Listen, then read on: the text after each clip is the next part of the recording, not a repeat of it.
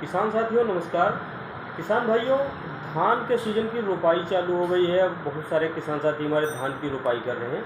तो हम लोग बात करते हैं कि धान में जो उगने वाले खरपतवार हैं, इनमें चौड़ी पत्ती के या पतली पत्ती के बहुत सारे खरपतवार उगते हैं। इनके लिए हमारे किसान साथी बहुत तरह तरह की दवाइयाँ डालते हैं। तो आज हम लोग बात करते हैं कि कौन सी दवाई को हम लोग कब इस्तेमाल करते हैं और कैसे इस्तेमाल करते हैं।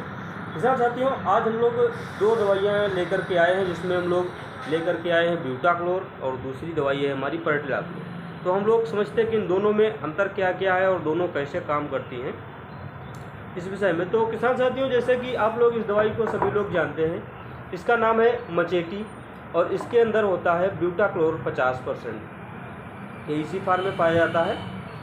और किसान साथियों, इसको अप्लाई जब हम लोग धान की रोपाई कर देते हैं, उसके बाद में जो खेत में हम लोग पानी भर के जो धान की रोपाई करते हैं, उसके बाद उसी पानी में हम लोग इसका 1 लीटर की जो मात्रा है, इसको 1 एकड़ में हम लोग बिखेर देते हैं। पानी के साथ में मिला करके थोड़ा सा, जैसे कि 1-2 बोतल में या फिर 1-2 बाल्टी में मिला करके इसे खेत के सभी कोनों में या फिर पूरे खेत में कहें तो बिखेर देते हैं। ये फिर पानी में पहुंच जाती है। उसके बाद पानी में एक ऐसी परत का निर्माण करती है जो ऑक्सीजन को ब्लॉक करती है, ऊपर से नीचे को जाने कम देती है। उसके उपरांत किसान भाइयों, इसमें जब ऑक्सीजन का संचार नहीं होता है या फिर इसमें कुछ ऐसे एलिमेंट्स हैं जो खरपतवार के जो बीज होते हैं, उनके ऊपर एक ऐसा चोल बना देता है कि उसमें अंकुरण ही नहीं होता है। तो किसान साथियों, इसके लिए ज़रूरी बातें क्या हैं? ब्यूटाक्लोर का यदि हम लोग इस्तेमाल कर रहे हैं तो इसमें सबसे कम देखा जाए तो 14 घंटे तक लगभग इसमें खेत में हमारे लगभग 12 से 14 घंटे तक खेत में हमारे पानी भरा रहना चाहिए, तब ये दवा अच्छी तरीके से काम करती है। किसान साथियों, सही मायने में माने तो जहाँ पर हमारे खेतों में पानी पर्याप्त मात्रा में हम लोग पाते हैं, वहाँ पर ब्यूटाक्लोर का इस्तेमाल करते हैं। ब्यूटाक्लोर काफ़ी किसानों की बहुत ही विश्वसनीय दवाई है और इसका इस्तेमाल बहुत सारे किसान साथी बहुत लंबे समय से कर रहे हैं और इस पर बहुत ज़्यादा भरोसा करते हैं। अब हम लोग बात कर रहे हैं, जो हम लोग पर्टिलाक्लोर की बात कर रहे हैं, तो इसकी ये 500 ml की एक बोतल है और ये वाली जो हमारी 1 लीटर थी, ये 1 एकड़ के लिए थे। ये वाली 500 ml की 1 एकड़ के लिए पर्याप्त है।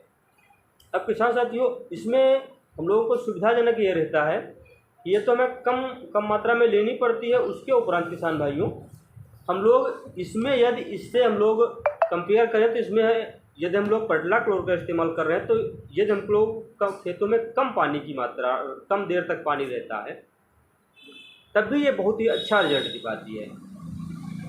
किसान साथियों, इसके लिए मिनिमम 8 से 12 घंटे का पानी पर्याप्त रहता है। इसमें जो हम लोग 14 घंटे से लगा करके 24 घंटे 36 घंटे तक इसकी अच्छी, जो देखा जाए अच्छा काम करने का तरीका, तो हम लोग 36 घंटे तक पानी खेत में रोकते हैं तो बहुत ही अच्छा हम लोगों को रिजल्ट प्राप्त होता है। किसान साथियों, जो पर्टिलाक्लोर है ये 50 cc है, पर्टिलाक्लोर 50 cc, ये था ब्यूटाक्लोर 50 cc। दोनों में कंपेयरिंग ये है कि ये वाली दवाई अब के समय के लिए काफ़ी बेहतर है, क्योंकि अब हर जगह पानी की समस्या रहती है। उसके उपरांत किसान साथियों, ये आधा लीटर की बोतल हमारी 1 एकड़ के लिए पर्याप्त हो जाती है। और साथियों, इसमें हम लोग देखें तो इसके ऊपर लिखा भी होता है कि ये चौड़ी पत्ती के जो खरपतवार हैं उनको रोकता है। और साथियों, जैसे कि जिस खेतों में हमारे मोथ वगैरह जमती है, तो थोड़े समय बाद मोथ वगैरह जम आती है इन दोनों में, क्योंकि ये चौड़ी पत्ती के खरपतवारों को अच्छी तरीके से रोक देती है, उनका जमाव नहीं हो पाता है।